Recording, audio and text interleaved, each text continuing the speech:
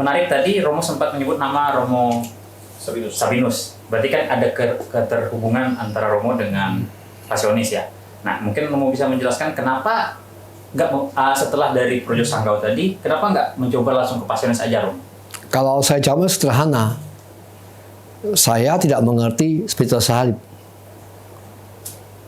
Teman saya itu masuk Pasionis, Johan Paulus, pastor paroki Skadau sekarang.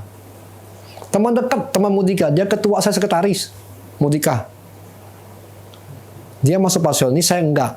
Karena pikiran saya selalu berpikir bahwa saya ini bukan orang yang bisa berpikir tentang penderitaan. Ya kan? Jadi sebenarnya itu sederhana sekali, ngerti nggak? Dan waktu itu Sanggau tidak mungkin saya masuk Pasionis karena saya keluar dari Sanggau, usupnya Pasionis nggak enak lah secara etika, ya kan? Tapi kedekatan saya dengan Pasionis, saya tinggal di Biara Pasionis waktu saya pastoral.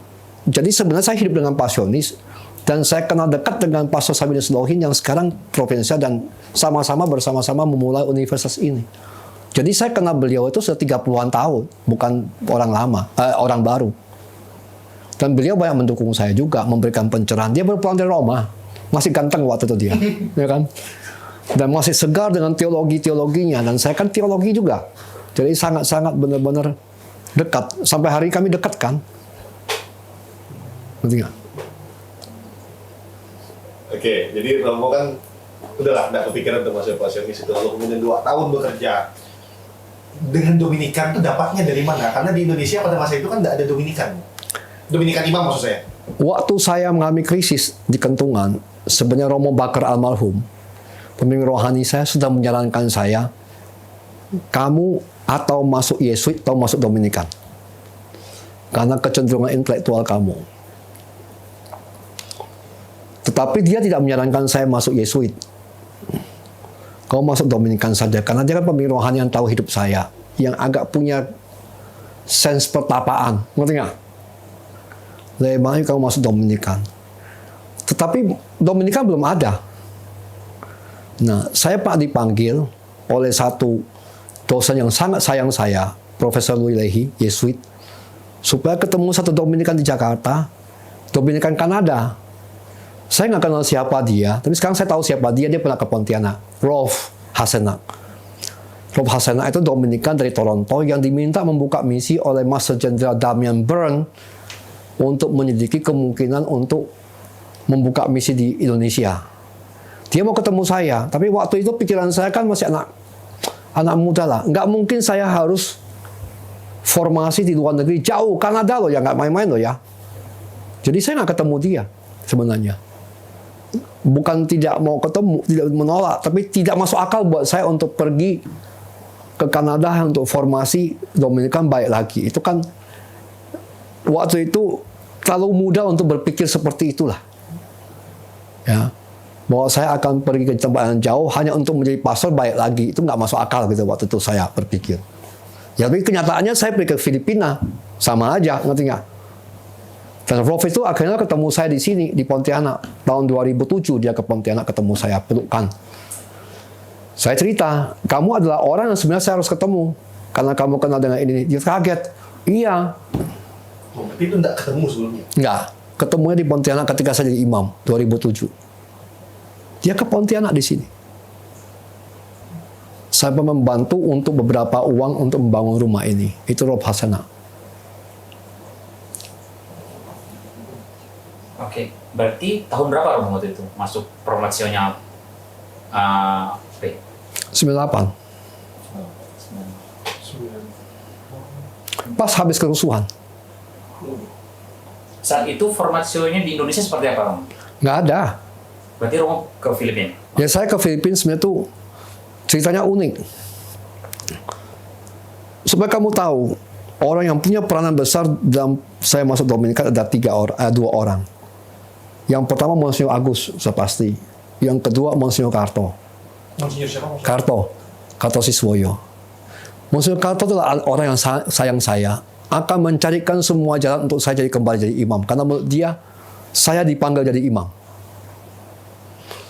Nah, Monsignor Agus adalah uskup yang selalu mencari saya kalau ke Jakarta makan-makan. Nah, Dan dia tahu bahwa sebenarnya dia juga mau saya jadi imam. Tapi tahu situasi saya nggak mungkin jadi imam, saya kerja dulu. Kedua orang inilah yang membuat saya kembali jadi imam. Tanpa rekomendasi Monsignor Agus, Monsignor Karto waktu itu. Yang membawa saya kembali jadi imam. Monsignor Agus jasanya besar terhadap saya. Dengan Monsignor Karto. Dua orang inilah penyelamat panggilan saya. Karena saya sudah nggak menjadi imam lagi. Tapi karena sering dikunjungi oleh Monsignor Agus, lama-lama juga mikir kan. Dia kan tanya-tanya saya juga, masih mau jadi imam atau enggak? Ngerti enggak? Nah, kebetulan waktu itu Provinsi Filipina, saya baru tahu setelah saya masuk, dalam Kapital Jenderal Meksiko, di mana Timothy Ratcliffe dipilih jadi jenderal, Indonesia diserahkan pada misi Filipina waktu itu. Nah, disitulah mulai perekrutan. Tidak bisa ke Indonesia, tapi rekrut orang Indonesia ke Filipina dikembalikan. Seperti saya sekarang.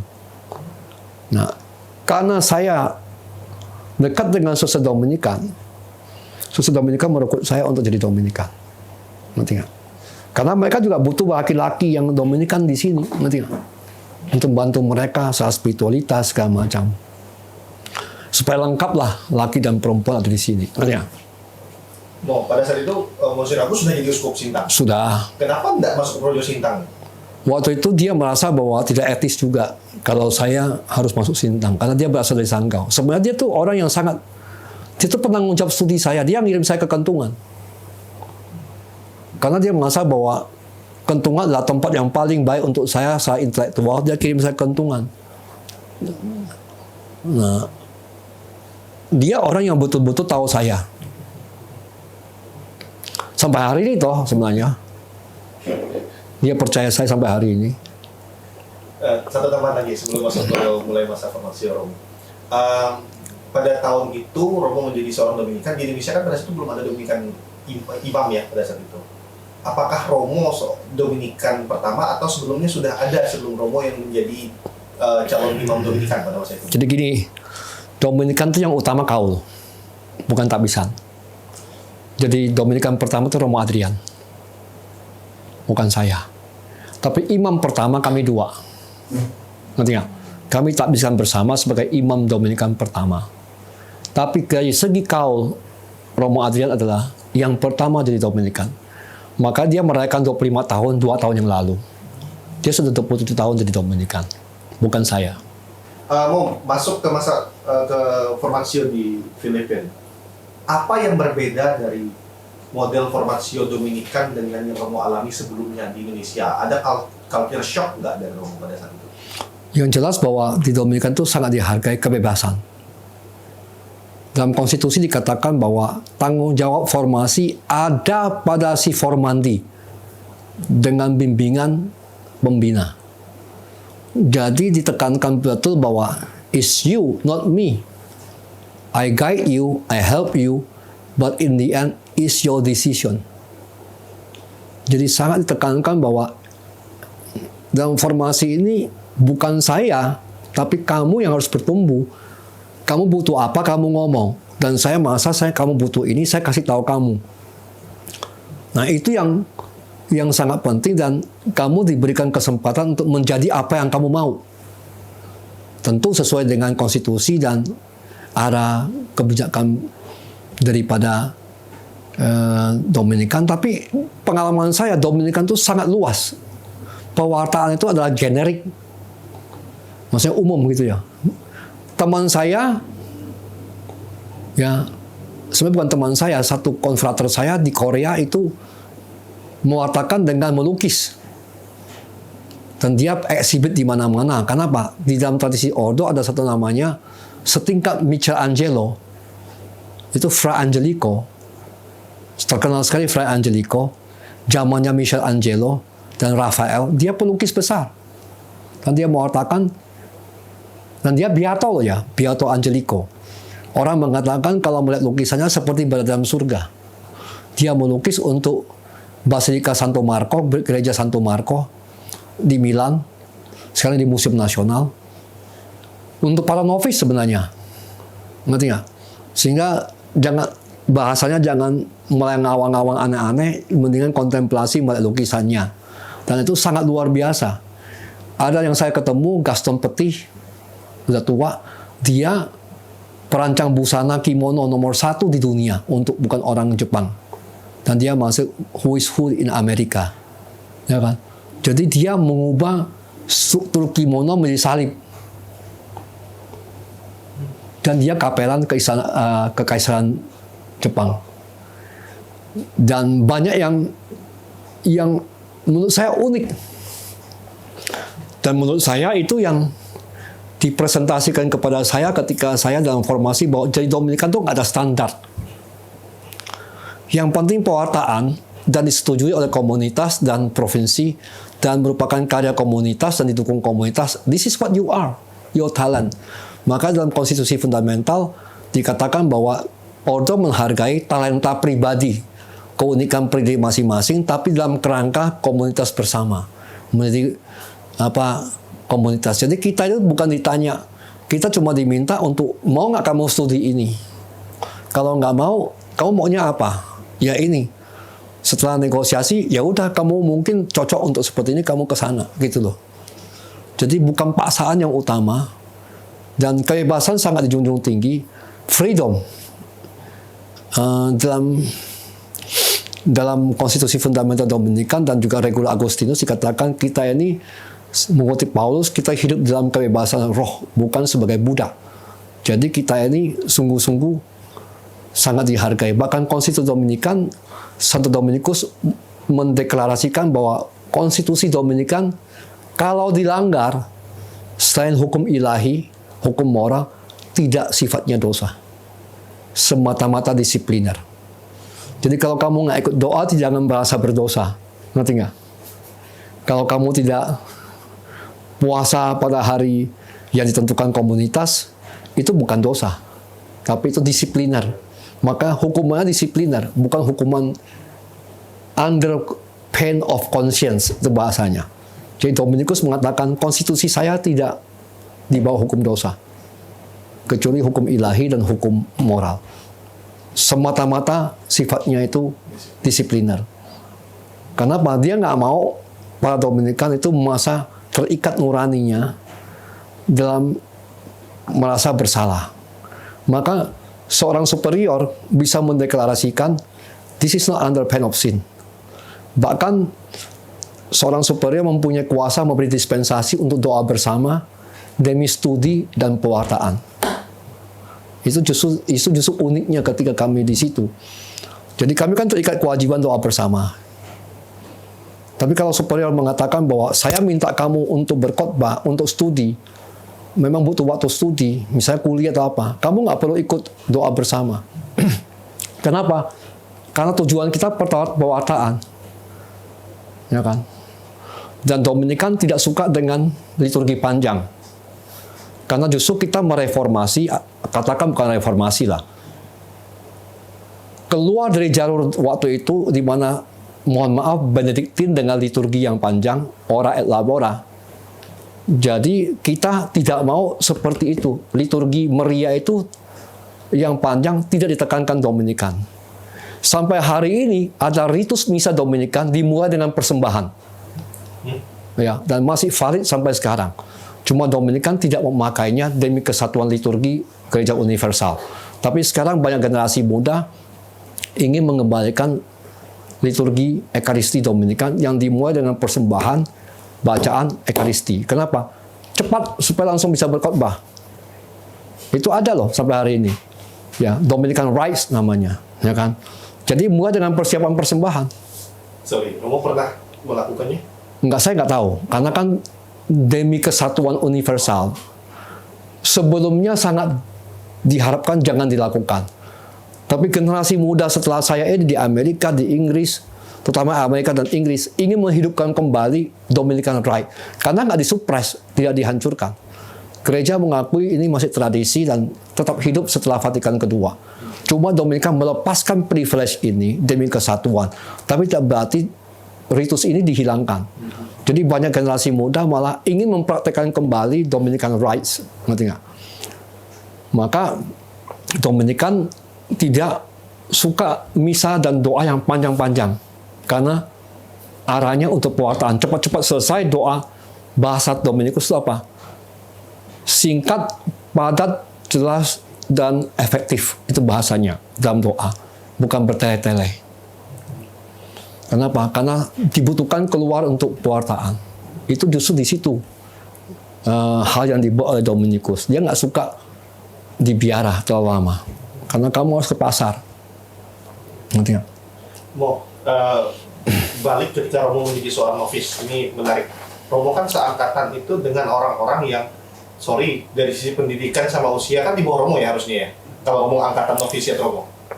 Gimana Romo menyesuaikan diri dengan mereka? Sebenarnya enggak, ada dua kelompok. Ada yang seumur saya, di atas saya, ada yang di bawah saya. Ada yang tengah-tengah. Jadi sebenarnya enggak terlalu bermasalah kalau kami. Ya kan? Sangat tidak bermasalah, sehingga kami sampai sekarang sangat dekat. Dari 19 orang jadi 5 orang. Yang masih sampai sekarang merayakan 25 tahun dengan saya, tanggal 24 itu 5 orang. Kami berlima. Dan kami sangat dekat. Meskipun perbedaan usia, tapi sebenarnya tuh nggak terlalu, ada yang di atas saya, ada middle, ada yang di bawah. Dan bisa hubungan dengan baik. Nggak ada masalah. Mau informasi, Romo pernah melakukan pelanggaran apa? Sebenarnya, Ya Romo ingat ya, tadi Romo ingat. ya kita nggak ada seperti itu ya. Nggak, biasa-biasa saja sih kita. Karena waktu itu, ya sangat bebas. Justru saya sekarang melihat pendidikan sekarang terlalu ketat. Zaman setelah saya, menurut saya terlalu ketat. Ya mungkin generasinya beda ya. Kalau zaman saya, kamu dikasih kunci, pulang setiap saat boleh. Asal kegiatan bersama kamu ada. Studi kamu oke. Hidup rohani kamu oke. Mau keluar jam berapa, terserah kamu punya kunci. Beda banget dengan Indonesia sih. Dan itu justru sekarang yang saya melihat agak ketat itu adalah kenapa mesti diatur nggak seperti kami dulu. Tapi jawaban daripada banyak formator adalah angkatan kalian sudah beda dengan angkatan sekarang yang kurang merasa punya rasa tanggung jawab. Tapi kalau menurut saya mereka harus dididik juga bahwa freedom itu penting. Demokrasi itu dibangun atas dasar freedom, dan kita demokratik, order demokrasi pertama, dan sifatnya sinodal. Makanya Paus Francis mengatakan ingin belajar sinodalitas, belajar dengan Dominikan. Karena Dominikan sejak awal kepemerintahannya sinodal, demokratik. Ya. Justru di situ menurut saya sangat penting orang merasa dia itu bertanggung jawab atas hidupnya sendiri, bukan berarti dia lepas ya. Tapi dia harus tahu dia itu sebenarnya itu bertanggung jawab dengan dirinya sendiri dan berhubungan dengan Tuhan bersama komunitas yang akan mendukung dia atau mengkoreksi dia. Ngerti nggak? Romo udah pindah-pindah beberapa kongregasi, kemudian Projo. Saya mau Romo balik momen menjelang Romo mengucapkan kaul. Apa yang membuat Romo mengatakan bahwa Dominikan pada akhirnya adalah rumah saya? Apa yang membuat Romo yakin? Paling simple. Are you happy? Are you feel at home? Ukuran cuma situ kok. Biasanya saya tanya orang, are you happy? Do you feel at home? Kalau enggak usah. Kalau kamu tidak at home di Dominikan, untuk apa? Kamu nyaman nggak dengan kita semua? Nyaman nggak dengan biara seperti ini? Dengan gaya seperti ini? Nyaman nggak dengan misi seperti ini? At home atau enggak? Happy nggak? Kamu berkembang nggak? Merasa berkembang nggak? Kalau enggak, untuk apa kamu di sini? Saya merasa Dominikan merealisasikan impian saya total. Dan saya tidak ada alasan untuk mengatakan Dominikan tidak memberikan saya apapun juga. Apa yang saya cita-citakan, saya komunikasikan, go ahead. Saya tidak merasa dihambat sama sekali. Itu sungguh loh. Saya benar-benar tidak merasa dihambat sama sekali loh. Bagi orang luar, saya ini termasuk aneh. Ya, masuk ke dunia dialog antar agama yang banyak ordo dan kongregasi tidak melakukannya. Berani untuk membuka sejarah sebuah universitas, sesuatu yang dianggap berlebihan. Tapi di dalam dunia saya ini mainstream, itu masalahnya. Ngerti nggak? Banyak orang berpikir saya ini termasuk balelo atau apa. Enggak, saya ini mainstream. Di ordo tuh saya mainstream. Bahkan ada yang lebih dari saya, yang juga mainstream. Ngerti nggak? Bagaimana kamu bayangkan tugas seorang cuma ekskavasi arkeologi di Yerusalem? Ya kan? Hidupnya sampai mati ya begitu gitu loh. Ngerti nggak? Itu kan bagi orang kan nggak mungkin gitu loh. Tapi di Dominika itu mungkin. Ngerti nggak? Karena itu scientific research. Ngerti nggak? Yang justru ditekankan Dominikan. Jadi apa yang saya bayangkan tentang Dominikan itu, yang saya cita-citakan tuh semua dalam Dominikan tuh dikasih kesempatan seluas-luasnya. Lu mau belajar lagi, silakan. Asal lu sanggup. Ngerti nggak? Saya ngomong saya mengambil S2, S3 lagi. Mereka cuma ketawa aja. Kamu masih sanggupkah? Kalau sanggup, silakan. Mereka nggak melarang saya. Mengetawain saya mungkin. Dengan umur kamu masih mau belajar. Ngerti nggak? Ngerti nggak? Tapi kalau ditanya saya, do you want to study anymore? Maybe yes. What kind of study you want? Ya. Yang penting realistis lah. Kalau biblical mereka ketawa lah. Nggak mungkin lah. Yang umur kamu belajar biblical study.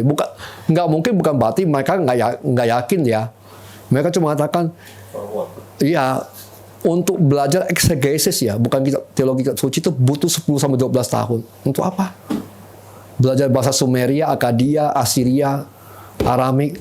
Untuk umur kamu itu udahlah, nggak usah mikir lagi lah. Ngerti nggak? Mendingan kamu kerja lah. Ngerti nggak? Tapi kalau saya katakan, saya mau. Ya mereka juga tidak akan pernah mengatakan apa-apa. Ya memang hidup kita studi. Ya sudah, kamu bertanggung jawab loh ya. Saya sudah keluarkan biaya loh ya. Kamu serius loh ya. Ya buktikan pada saya. Menurut saya, Dominikan itu sangat luar biasa terbukanya. Ya. Asal itu dalam konteks komunitas dan dikomunikasikan, nggak ada masalah sebenarnya. Susah. Maka kau harus tahu ya, attrition rate keluarnya Dominikan itu paling kecil dibandingkan dengan ordo lain. Attrition rate itu paling kecil di Dominikan. Kenapa? Semua orang tuh unik dan menjadi unik untuk dirinya sendiri. Jadi untuk keluar tuh jarang terjadi. Attrition rate-nya ada, tapi kecil. Karena ya saya mau jadi pemusik yang apa? Dikasih kesempatan. Tapi masih serius ya. Bukan saya cuma main-main ya. Ya kan? Ada teman saya yang belajar konservatori, ya kan? Komposer, ya nggak ada masalah. Ya itu pewartaan dia lewat musik toh. Nah itu menurut saya yang kadang-kadang orang tidak mengerti, dipikir Dominikan itu sangat sakit, enggak sama sekali. Justru yang paling bebas menurut saya selama ini yang saya pernah alami Dominikan. You mau apa? Misalnya tanya provinsi, what do you want? I want this, I want this, I want this. Oke, coba kamu venture dulu, begini. Sampai di mana kamu melangkah? Nanti kan melihat kamu serius atau enggak, atau bisa nggak kamu melihat situasi begini kamu belajar ini, ngerti nggak? Mo, dua pertanyaan terakhir terkait Formasio. Pertama, pernah nggak sih Romo ngerasa kayak dalam perjalanan Formasio di Dominikan tuh kayak kering gitu, atau pengen mundur gitu selama Formasio ya? Pernah nggak? Ya pernah, karena masalah bahwa kita ini waktu awal kan orang Indonesia nggak ada. Kita belum dikenal. Sekarang yang ada di kelas saya kan sudah ada imamnya. Ada pembelanya, ada modelnya, mau kemana sudah jelas. Zaman saya kan masih meraba-raba, mau kemana kita nggak tahu. Ya, pulang atau nggak pulang kita nggak jelas, ngerti nggak? Nah itu mungkin satu masalahnya. Tapi saya tertolong kenapa? Karena saya melihat provinsi yang lain. Jadi peran pimpinan saya sangat bagus untuk saya, karena saya sejak frater sudah exposure ke Taiwan, ya, ke beberapa tempat. Jadi saya melihat bahwa ternyata provinsi Filipina itu, kita kan selalu kalau tidak pernah lihat yang lain, kita selalu menganggap terjelek. Tapi setelah saya melihat banyak provinsi, ternyata ya sama jeleknya juga, ngerti nggak? Nggak bisa ngomong bahwa provinsi saya itu jelek. Ternyata provinsi saya masih lebih baik, ngerti nggak? Dan yang lain lebih struggling, misalnya Taiwan cuma 14 orang waktu saya ke sana. Mau bisa berapa 14 orang dengan 3% Katolik? ya setengah mati. Dan mereka harus menangani Taiwan dan Cina. Sebesar itu siapa yang bisa 14 orang? Dan kolaborasi waktu itu 3 provinsi, Spanyol, Jerman dengan Taiwanese. Itu tidak gampang. Ngerti nggak? Nah, terakhir di bagian informasio. Walaupun ini konteksnya adalah pesta perak kaum Romo, tapi saya pengen satu pertanyaan terkait dengan momen kehabisan imamat Romo. Tadi Romo bicara tentang kutipan Injil yang membuat Romo akhirnya memilih untuk menjadi imam segala macam. Pada saat Romo kehabisan imamat, Romo menggunakan moto apa yang mau? Gembala yang baik, Pastor Bonus. Mengapa memilih itu, Romo? Pada saat itu? Dalam pikiran saya, seorang imam itu, jadi gini, saya mau masuk kembali di Dominikan karena kasus kerusuhan 98. Kasus 98 itu membuka mata saya. Kan saya bilang saya nggak mau jadi imam lagi. Tapi saya kembali karena kasus 98 loh ya. Ketika itu Jakarta tuh sangat kacau, kamu tahu, dan tegang sekali hari pertama kedua. Saya nggak nyangka ada satu keluarga, ada 2 peristiwa membuat saya kembali. Ini 2 rumah di setelah saya itu tiba-tiba saat mereka ngundang saya makan, bukan ngundang saya. Saya pikir saya diundang makan, senang lah. Karena waktu itu dapat makan tuh susah loh ya. Karena kerusuhan. Ternyata dia minta saya berdoa karena ketakutan. Lalu yang kedua, Sabtu setelah kerusuhan, ada isu bahwa tentara mau perang. Ya kan? Kubu-kubuan waktu itu. Jadi ada satu ibu yang suaminya meninggal kanker di rumah sakit Darmais Jakarta, dan tidak ada orang bisa membawakan ibadat. Kebetulan pimpinan saya, direktur saya perusahaan, kenal dia, dan dia tahu saya mantan frater. Dia minta saya doa. Ibu itu ketemu saya, langsung meluk saya, sangat berterima kasih. Di situ saya sadar bahwa dalam situasi kritis, orang butuh imam. Di mana saya mencari apa artinya menjadi imam setelah kejadian Kalimantan Barat. Ternyata ketemu pada saat krisis, orang butuh imam. Dan imam itu pemersatu. Makanya saya belajar mengenai dialog antar agama supaya perdamaian terjadi dan tidak ada yang namanya kerusuhan karena pengalaman 98. Dan peran imamat adalah mempersatukan, yaitu membawa orang ke satu gembala dan satu kawanan. Makanya semboyan saya gembala yang baik. Dan saya tidak nyangka bahwa saya pulang bekerja di Sekolah Tinggi STT Pastor Bonus juga. Ngerti nggak? Padahal saya tidak ada, waktu itu saya nggak tahu bahwa saya akan kerja di Pontianak loh ya. Karena tujuan Dominikan pertama adalah Bandung, bukan Pontianak. Bandung. Kami sudah keliling di kota Bumi Parahyangan yang baru itu. Yang sekarang itu tempatnya WUS itu loh. Sudah dibawa oleh Vikjen untuk melihat lokasi biara kami. Tapi waktu itu Monsignor Alexander tiba-tiba wafat. Tidak ada uskup yang bisa menulis surat pada kami lagi. Akhirnya Monsignor Agus masuk, kami kembali ke sini. Nah, saya tidak nyangka bahwa moto yang saya pakai, Pastor Bonus, adalah tempat di mana saya bekerja, SSC Pastor Bonus. Ngerti nggak? Kadang-kadang kan Tuhan bekerja sangat misterius. 2 kali. Nah. Tadi tanggal 24 April. Dan tempat kan. Ya. Moto tabisan saya Pastor Bonus. Kenapa? Kamu ingat ya di dalam Injil dikatakan ada banyak kawanan, tapi saya harus membimbing mereka menjadi satu kawanan dan satu gembala. Yang saya bimbing ini bukan hanya umat Katolik, tapi umat yang lain juga, untuk mendengarkan suara gembala yang baik. Yang mungkin mereka tidak kenal, tidak perlu menyebutkan nama Yesus Kristus, tapi membawa mereka ke gembala yang baik. Itu sebabnya dalam dialog saya selalu menekankan bagaimana mereka mendengarkan suara Tuhan, bukan suara hanya kelembagaan di situ. Makanya saya memilih Pastor Bonus, gembala yang baik. Nah, dalam perjalanan 25 tahun ini, pelayanan atau pengalaman mana yang paling membekas di hati Romo? Mungkin Romo bisa menceritakan dulu apa tugas pertama Romo sebagai seorang imam setelah tabisan. Jadi sebenarnya saya jawab langsung pada intinya baru saya ngomong. Mungkin terdengar klise, tapi menurut saya yang paling berharga bagi saya 25 tahun adalah komunitas itu sendiri. bahwa merasa hidup sebagai Dominikan itu yang paling utama. Menurut orang, biasanya karya itu yang utama. Itu salah. Suatu hari kamu tidak akan bisa berkarya lagi.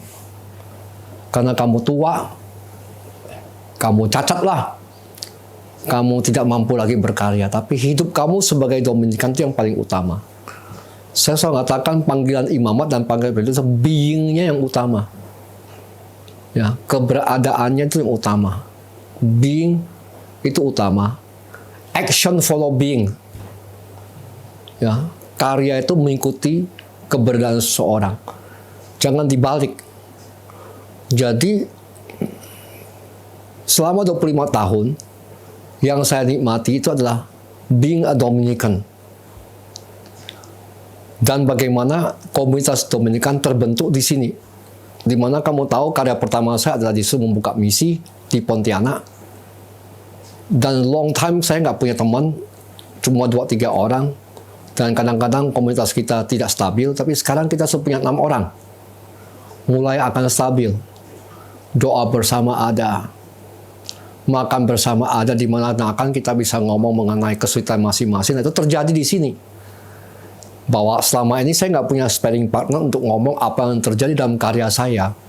Dan saling tukar pikiran. Sekarang kita bisa ngomong keluar, saya lagi ngalami ini, saya lagi ngalami ini. Menurut saya itu utama. Seperti keluarga. Di dalam berkebersamaan ngomong kesulitan, kegembiraan, apa yang terjadi. Menurut saya di meja makan itu, dalam komunitas itu terjadi di sini. Saya bisa bersaksi bahwa komunitas ini adalah komunitas yang sangat baik. Ya, tidak ada konflik. Ya, tidak ada yang namanya iri hati di sini. Dan mudah-mudahan jangan terjadi, ya kan? Karena saya ngalami selama saya sudah hampir 1,5 tahun punya 5-6 orang, saya belum pernah melihat ada konflik di antara kami, dan mudah-mudahan jangan terjadi. Karena di sini cukup saling mendukung, tidak ada yang merasa ingin melebihi satu yang lain. Itu menurut saya komunitas Pontianak luar biasa. Dan saya bersaksi untuk itu. Padahal ada 3 generasi, 4 generasi di sini. Ya kan? Tapi tidak pernah mengalami yang namanya konflik besar, tidak saling terkegur, nggak pernah di sini. Dan mudah-mudahan jangan pernah terjadi lah. Itu end of life lah kadang-kadang, nggak enak. Dan saya merasa ini pertama kali kita punya 6 orang, dan ini adalah kesuksesan paling besar. Bahwa hidup bersama, doa bersama, dan cukup reguler di sini sekarang. 6.15 kita bangun, 6.30 kita doa, sorenya kita misa bersama, konventual namanya, semua konselebrasi. Dan kita sudah ibadatnya regular, ibadat bacaan, mati nuum, ibadat pagi, ibadat sore, dan misa. Makan bersama, kita terbuka satu sama lain, apa yang itu. Bahkan keuangan kita bahas bersama, planning kita bahas bersama, planifikasio, kesulitan dalam hal pengelolaan universitas kita ngomong, visi kita kemana kita ngomong terbuka. Menurut saya ini komunitas yang sangat, menurut saya ideal. Dan saya harap tidak ada masalah lagi. Ya, kadang-kadang ada ketakutan tambah orang buat masalah kan, sebenarnya kan. Jadi ternyata untung tambah orang bukan tambah masalah, tambah enak gitu loh kan. Ketakutan kita kan orang baru buat masalah, ngerti nggak? Tapi puji Tuhan bahwa selama ini tidak ada masalah. Dan saling bisa menerima dan saling mengerti. Misalnya saya sering pergi. Saya merasa bersalah dan saya terbuka. Saya merasa bersalah, saya sering pergi. Mereka mengatakan, ya tugas kami di sini adalah mengcover kamu pergi.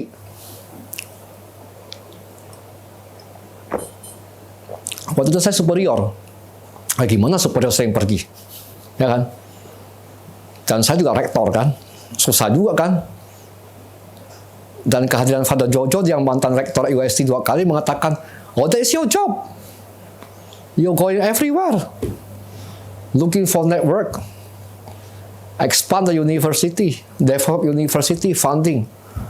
So, it's not a problem. I know it. I was a rector. So, relax. Yang satu mengatakan, yeah, precisely we are here because we know that you cannot do it. We will do it for you. Jadi jangan merasa bersalah. Meskipun saya tak merasa bersalah. Nah sekarang kan superiornya bukan saya. Saya lebih tenang. Kenapa? Karena saya nggak punya tanggung jawab besar. Dan saya selalu minta izin dan mereka bisa menerima bahwa ya itu tugas kamu.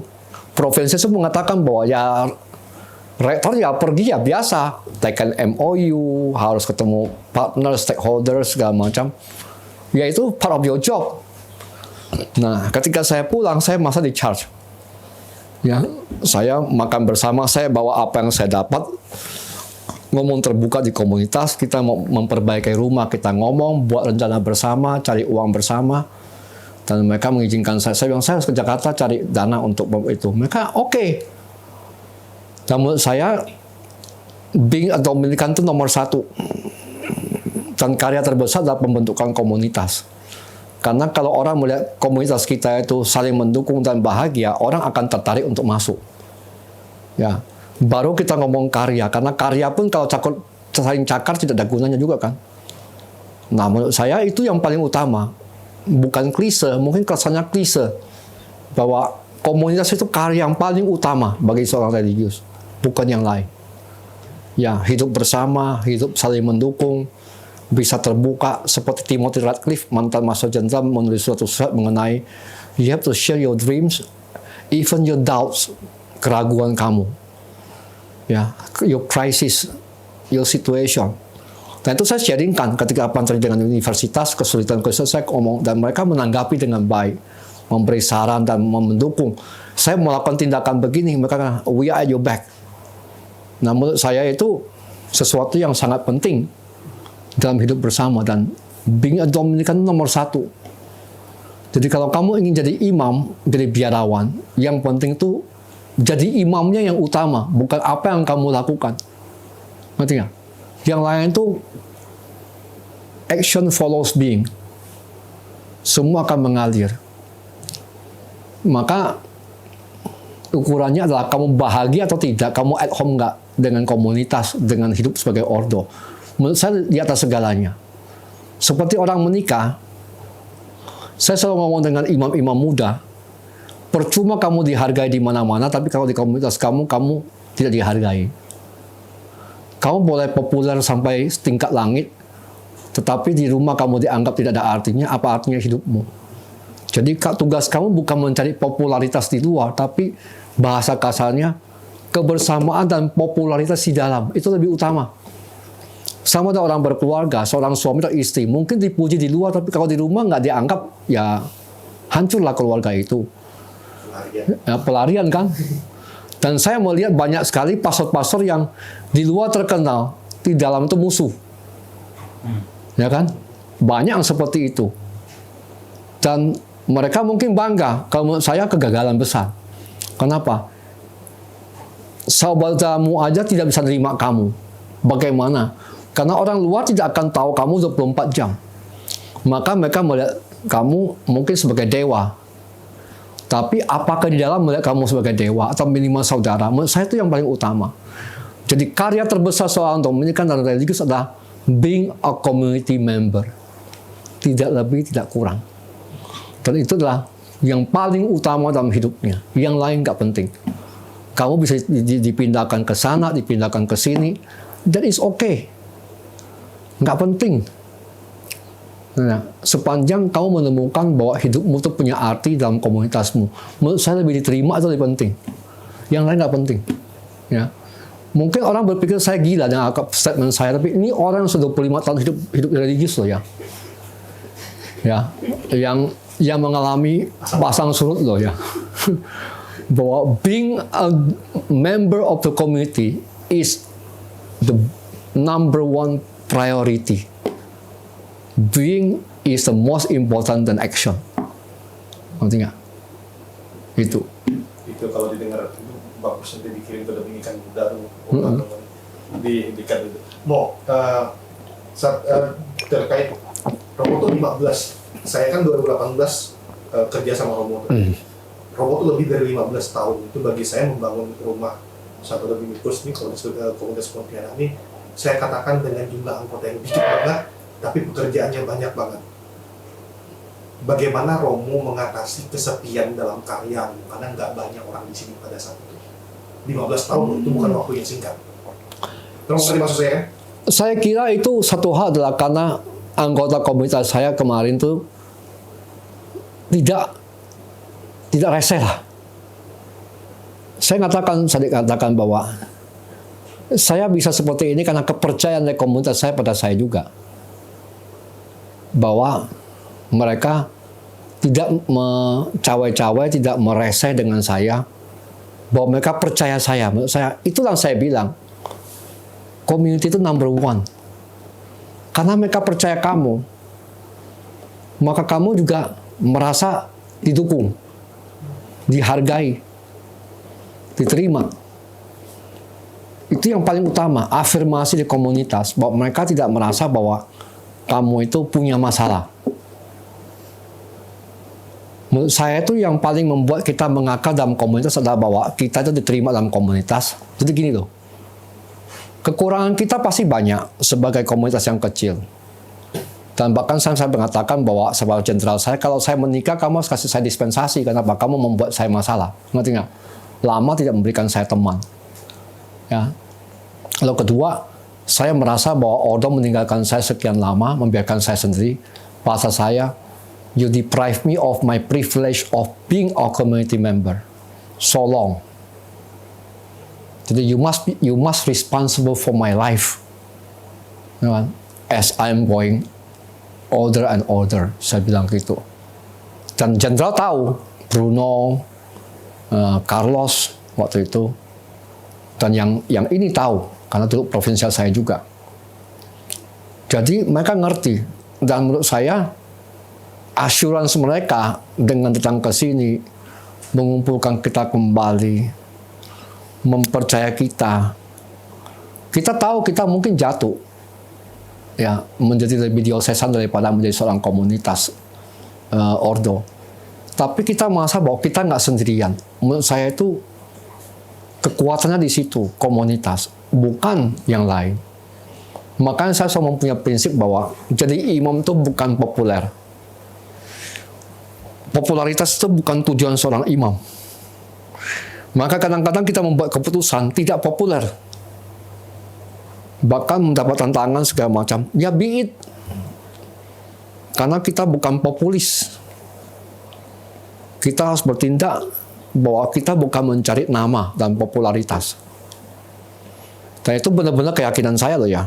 Sehingga saya memutuskan kadang-kadang menyakiti orang secara tidak langsung, meskipun bukan tujuan saya. Orang tidak suka saya atau apa gitu. Ya, that is the risk of being a leader. Itu resiko menjadi pimpinan. Yang tidak bisa membuat keputusan populis. Karena belum tentu mayoritas itu benar. Tapi sebagai pemimpin, you have to take decision. Whatever the risk entails. Itu penting menurut saya. Ya mungkin disalibkan. Tapi ya itu yang harus kamu buat sebagai pimpinan. Nggak bisa kamu lemparkan tanggung jawab pada orang lain. Tetapi yang dibalik itu adalah bahwa apapun yang saya putuskan, sebelum saya memutuskan, saya sudah konsultasi dalam komunitas di dalam ruangan ini. Misalnya saya mau ganti struktur, mau restrukturisasi apapun juga, mereka tahu dulu. What do you think? Akhirnya mereka, we go for it. Berarti ini keputusan bersama. Dan mereka tahu dan mereka harus mengatakan mereka tahu dan mereka dukung. Karena kita voting bersama, kita setuju. Menurut saya being a community itu number one. Ya kan? Itu merupakan kekuatan. Itu. Mau kita bicara soal being ini terakhir yang terkait dengan being itu ya. Karena action kan setelah ini kita bicarakan. Terkait dengan being itu, ada satu fakta menarik bahwa Romo merupakan misionaris, saya sebut misionaris Dominikan pertama waktu Pontianak ya, saya bisa sebut itu. Ya karena bukan misi ya. Sebagai seorang Dominikan, bagaimana Romo menanggung beban itu? Karena menjadi yang pertama itu tidak selalu mudah. Dan pasti Romo tahu itu bebannya berat banget. Misionaris pertama membuka misi, membangun karya-karya awal. Bagaimana Romo menanggung beban itu? Sebenarnya saya tidak nyangka bahwa saya tugasnya itu. Lebih baik begitu ngomongnya. Kalau saya tahu mungkin saya nggak akan sanggup. Tapi pelan-pelan saya sadar udah kejebak, ngerti nggak? Jadi lebih baik ngomong bahwa ada bagusnya kamu tidak sadar, ngerti nggak? Saya tidak sadar bahwa tugas saya seberat ini. Ya kamu tak bisa umur 35 tahun, kamu tahu apa sih sebenarnya? Habis tak bisa sebelum setahun saya pulang ke sini buka misi, ya masih semangatnya nggak tahu apa-apa, pernah merasa malu sendirian segala macam. Tapi lama-kelamaan kamu sadar apa yang kamu buat, dan kamu tahu bahwa tugas kamu bukan hanya berat ya, tetapi tugas kamu juga demi ordo. Itu yang paling penting. Dan menurut saya, kalau kamu merasa bahwa ini demi ordo, dan ordo di belakang kamu akan merasa bahwa kekuatan dari situ. Tentu dari doa juga ya. Yang nggak bisa saya singkirkan bahwa doa merupakan satu pilar hidup saya juga, meskipun kelihatan saya tidak berdoa, tapi saya berdoa dengan cara saya. Dengan kekurangan saya juga, tapi saya selalu hal-hal penting saya berdoa. Tapi kalau kamu merasa bahwa ini demi ordo, bukan demi pribadi, itu jadilah beda. Karena kamu memperjuangkan sesuatu yang kamu punya arti, yang bahkan setelah kamu pun ada artinya. Menurut saya itu proses seperti orang melahirkan, membesarkan anak, menurut saya penting. Jadi jangan dianggap sesuatu yang beban. Beban tak beban, tapi menjadi beda ketika kamu tahu bahwa oh kamu ternyata berjuang untuk ordomu. Makanya saya selalu menasihatin orang, seberapa kamu mencintai misi ordomu? Kamu pernah mendoakannya nggak? Saya tiap misa mendoakan misi ordo. Kau pernah mendoakannya? Kau mencintainya atau enggak? Kalau kau mencintainya, kamu akan rela berkorban apapun juga untuk misi itu. Saya bukan nggak mendapatkan tawaran banyak loh ya, untuk menjadi ini. Tetapi bagi saya, itu bukan prioritas saya. Tugas saya sederhana. Misi ordo yang saya laksanakan. Bukan berarti saya sempurna. Tetapi sampai hari ini, dan puji Tuhan saya berdoa juga, supaya Tuhan tidak membuat saya berubah. Bagi saya nomor satu adalah ordo. Misi ordo itu nomor satu. Dan itu saya buktikan loh ya, bukan ngomongan loh ya. Siapa yang mau ke Ngabang? Bagi saya universitas nggak penting. Kalau ngomong dari segi keuangan, saya bisa di Jakarta lebih lebih banyak daripada saya mengut uang sekolah kok, terus terang aja. Itu demi gaji orang-orang kok. Demi perkembangan dan demi orang di sana. Kalau ngomong kekuatan ekonomi, saya bisa satu kali di Jakarta 50 juta, 20 juta stipendiumnya. Untuk apa? Saya harus travel 4 jam sekali untuk ke sana. Kalau bukan demi misi ordo. Bahwa ordo punya arti ada di Kalimantan Barat. Kalau enggak ada artinya buat saya, terus terang. Orang boleh ngutip saya lah. Bahwa kalau segi finansial, nggak ada BAP-nya. Balik modal enggak. Ya kan? Yang saya lihat adalah berapa orang yang akan dirugikan kalau saya menutup universitas. Oh, saya bisa menjualnya kok dengan harga yang tinggi. Sekarang moratorium di mana-mana. Siapa yang nggak mau dapat izin universitas? Saya sudah memperbaiki, kalau saya seorang pebisnis, setelah memperbaiki perusahaan, saya jual, saya akan perbaiki yang lain. Itu adalah bisnis. Jangan pikir saya akan senang. Saya mendapatkan profit dari universitas, sehingga buat orang kritik saya akan mendapatkan uang dari universitas lah, dengan ngambil ini. Bullshit lah, mohon maaf lah, sorry. Ya, saya misal lebih dikasih lebih mahal daripada itu kali. Konsultan film aja kalau saya mau lebih berharga daripada mengut uang sekolah kali. Ya kan? Dan lebih baik buka universitas di Jakarta daripada di Kalimantan. Ya kan? Ya untuk apa? Kalau bukan untuk masyarakat. Tuduhan-tuduhan, korupsi segala macam. Silakan menuduh saya. Silakan mengatakan apapun juga, saya tidak takut. Tapi saya tahu kamu ya, saya dengan rela pergi kok. Kalau you sanggup, you yang buat aja. Ya kan? Saya tidak ada kepentingan di situ. Saya ini seorang biarawan. Order Dominikan Filipina punya 8 universitas. Saya bisa kembali ke salah satu universitas dan hidup dengan tenang. Orang-orang di sini belum tahu seperti apa UST. Bagaimana hidup di sana tenangnya minta ampun dan luar biasa fasilitasnya. Untuk apa saya di situ? Nothing buat saya. Jangan salah ya. Tuduhan begini-begini, penyalahgunaan ini dan itu bagi saya itu omong kosong. Ya kan? Karena bagi saya, berapa sih saya dapat dari situ? Gak ada artinya. Saya bangun itu hampir 40 miliar dapat dari orang. Saya mau curi 1 miliar dari orang. Itu apa? Nothing buat saya. Boleh saya ngomong begitu, orang boleh dengar. Nothing. Dominikan tidak akan rugi loh ya, soal itu loh ya. Tapi yang rugi adalah masyarakat yang dilayani sekarang. Pegawai-pegawai yang sekarang bersama dengan saya. Bagaimana hidup sehari-hari mereka setelah saya pergi. Kalau saya tutup, saya serahkan pada swasta yang lain, saya jual. Gampang buat saya dapat duit. Mungkin 3 kali lipat lagi dari modal yang saya keluarkan. Dan mereka masih mau, pengusaha mana yang nggak mau izinnya lengkap semuanya. Ya kan? Itu kalau ngomong bisnis to bisnis. Nggak ada artinya buat saya. Nanti nggak? Ternyata Romo Rob itu seorang imam eksorsis. Nah, mungkin Romo bisa menceritakan sedikit saja Romo karya itu.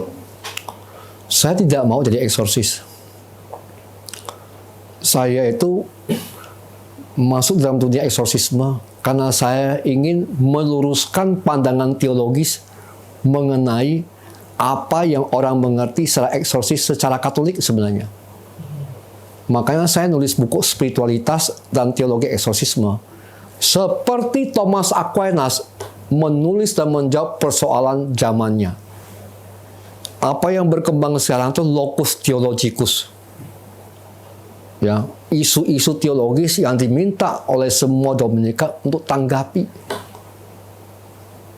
Ya, Bruno, Master Jenderal yang sebelum sekarang datang ke rumah ini bicara mengenai Dominican has to pick up theological issues of the time.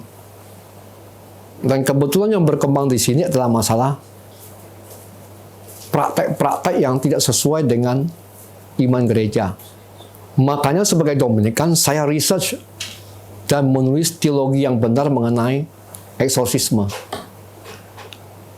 Hanya pada akhirnya tidak bisa diingkari, orang minta tolong doa saya dan saya minta izin dengan uskup supaya dikasih izin itu.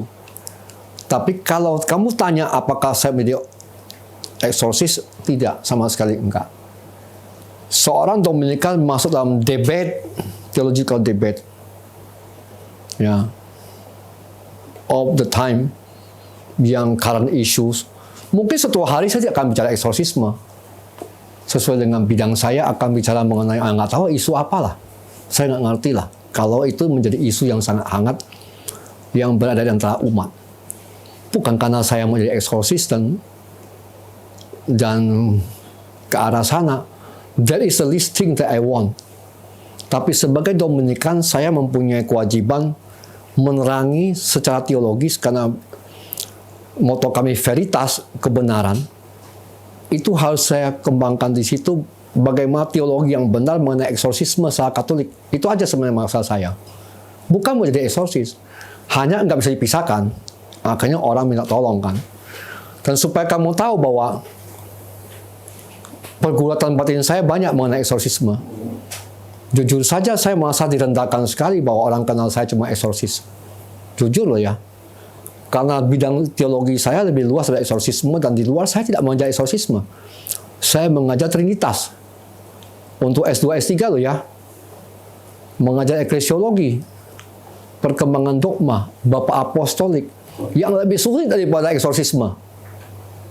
Tapi nggak ada orang yang meminta saya bicara itu. Kenapa? Yang orang kenal cuma setan kan. Nah, menurut saya itu ada satu yang membuat saya itu ya tanda petik lah merasa kadang-kadang dilihat sebagai orang pintar, dukun, segala macam, kan merendahkan saya banget sebenarnya, saya intelektual. Ya, cuma saya ingat kata Pastor Gabriel Amor, dia mengatakan, seorang eksorsis harus melakukan pelayanannya di bawah kaki salib Tuhan Yesus. Artinya apa? Seorang eksorsis, satu pihak diharapkan, bahkan dikagumi, di lain pihak direndahkan. Itu artinya dia harus melakukan pelayanan eksorsisme di bawah kaki salib Tuhan Yesus yang direndahkan juga sebenarnya. Dan suatu hari saya bertemu dengan seorang dosen saya, menguatkan saya, dia mengatakan, dia ahli kitab suci loh ya, sinoptik loh ya. Tapi ketika dia selesai kuliah dari Yerusalem, ini bukan orang main-main loh ya, sekolah di Eko Biblik, datang ke Filipina, disuruh mengajar bahasa Ibrani. Sampai hari ini, semua muridnya uskup agung, uskup segala macam. Pertanyaan pertama adalah, bagaimana Ibrani kamu? Pelajaran Ibrani.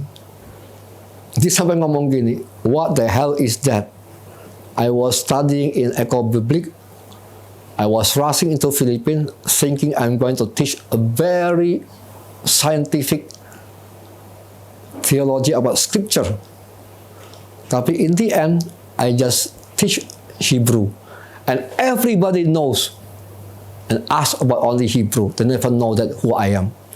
Tapi dia ngomong terakhir, but that is maybe what the Lord touches people through my Hebrew. So be it. Mungkin orang hanya orang disentuh oleh Tuhan melalui pelayanan saya yang eksorsis. Ya sudah. Itu memang kuasa Tuhan yang memakai saya. Siapa saya untuk memberontak?